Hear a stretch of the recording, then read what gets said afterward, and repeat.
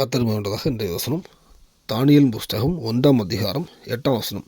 தானியேல் ராஜாவின் போஜனத்தினாலும் அவர் பானம் பண்ணும் திராட்சரசத்தினாலும் தன்னை தீட்டுப்படுத்தலாகாது என்று தன் இருதயத்தில் தீர்மானம் பண்ணி கொண்டு தன்னை தீட்டுப்படுத்தாதபடி பிரதானிகளின் தலைவனிடத்தில் வேண்டிக் கொண்டான். கர்த்தர் முன்னதாக இந்த வசனத்தில் தானியேலுக்கு எல்லா போஜனம், ராஜாவுடைய போஜனம் எல்லாம் வருது. நல்லா சாப்பிடக்கூடிய ஆப்ஷன் வரும்போது கூட ராஜா ராஜாவின் போதனை தீட்டுப்படுத்த மாட்டேன், நான் கர்த்தருக்கு பிரியமாக இருக்குன்னு சொல்லும்போது சில விஷயங்களில் மரக்கறிகள், சாதாரண சாப்பாடு, பருப்பு வகைகளும் சாப்பிட தீர்மானிக்கிறார்.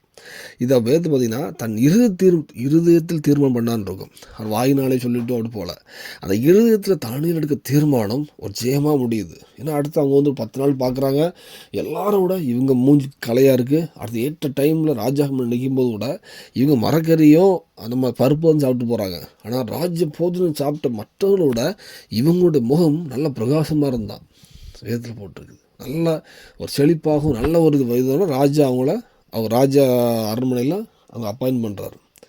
இந்த வேளையில் பார்த்திங்கன்னா அந்த தானியேல்கிட்ட அந்த இறுதி தீர்மானம் எடுத்தார். கர்த்தர் அதை வாக்கி பண்ணார், ஜெயத்தை கொடுத்தார். நம்ம வாழ்க்கையில் நம்மளும் அநேக தீர்மானம் எடுத்திருப்போம். ஆவிக்குரிய விஷயத்தில் ப்ரேயர் பண்ண லைஃபாக இருக்கட்டும், பைபிள் படிக்கிறது, என்ன காரியம் தீர்மானம் எடுத்திருப்போம். சண்டே வேலைக்கு போட நிறைய தீர்மானம் எடுத்திருப்போம். ஆனால் இருதயத்தில் தீர்மானம் எடுத்திங்கன்னா, நீங்கள் உண்மையாக ஆண்டவரே இருதயத்தை ஒரு தீர்மானம் எடுத்திங்கன்னா கண்டிப்பாக தேவன் உங்களை ஆசீர்வதிப்பார், ஒரு சாட்சியாக மாட்டுவார். கர்த்தருடைய காரியத்துக்காக, வேதத்துக்காக, அவருடைய வார்த்தைக்காக நம்ம தீர்மானம் எடுக்கிறது கர்த்தரோடு நெருங்குவதுக்கு ஒரு தீர்மானம் இருக்குது. தானியேல் தன்னை நான் இப்படி தீர்மானம் எடுக்கிறனாலும் கர்த்தரோடு நெருங்க முடியும். இல்லை நான் அவங்களுடைய சாப்பாடை சாப்பிட்டு ஏதோ நல்லா வருது, நமக்கு வர்றது எல்லாமே கர்த்தருடைய சித்தம் கிடையாது. தானியேலுக்கு நிறைய போஜனம் வருது, ராஜா எல்லாம் விருந்து வருது, கிடைக்குது. ஆனால் அது வேண்டாம், வர்றதெல்லாம் கர்த்தர் சித்தம் கிடையாது, இது வேண்டான்னு தீர்மானம் பண்ணார். கர்த்தர் அவர் ஆசீர்வதித்தார். தானியேலின் காரியம் ஜெயமாதுன்னு வேதம் போட்டிருக்கோம். இந்த வேளையில் நம்ம ஒரு இருதய தீர்மானம் எடுப்போம். எந்த விஷயமோ உங்களுக்கும் கர்த்தருக்குள்ள விஷயத்தில் நீங்கள் ஏதாவது கர்த்தரோடு நெருங்குவதுக்கு தீர்மானம் எடுங்க. சில விஷயங்கள் நம்ம இது கர்த்தரோட பிரிக்கணும்னா அதை கட் பண்ணதுக்கு தீர்மானம் எடுங்க. கண்டிப்பாக தேவன் சாட்சியாக மாட்டுவார். இந்த பூமியில் எல்லாவற்றும் சாட்சி தருவார்.